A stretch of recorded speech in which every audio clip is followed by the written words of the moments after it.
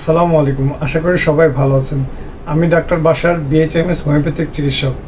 আজকে আমরা আলোচনা করব এই সমস্ত ড্রিঙ্কস খাওয়ার উপকারিতা নিয়ে। এই সমস্ত ড্রিঙ্কস খাওয়ার কিছু উপকারিতা আছে, যেমন তাৎক্ষণিকভাবে তৃষ্ণা মেটাতে সাহায্য করে, কিছু এনার্জি দিতে সাহায্য করে।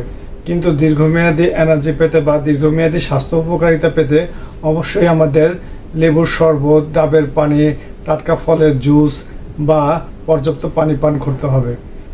এগুলো ড্রিঙ্কসের আরও কিছু উপকারিতা আছে, যেমন হাড় ক্ষয়, দাঁত ক্ষয় করতে সাহায্য করে।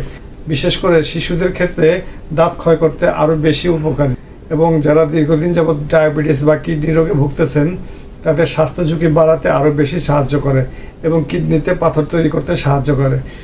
শুধু চা পান সিগারেট খেলে সেগুলো বারবার খাওয়ার উদ্বেগ জাগায় এমন না। এতে রয়েছে প্রচুর পরিমাণ চিনি এবং ক্যাফেন, যা কি না কিছুদিন খাওয়ার পরে এগুলো না খেলে আর ভাল লাগে না, তখন বারবার খাওয়ার ইচ্ছা জাগে। ধন্যবাদ।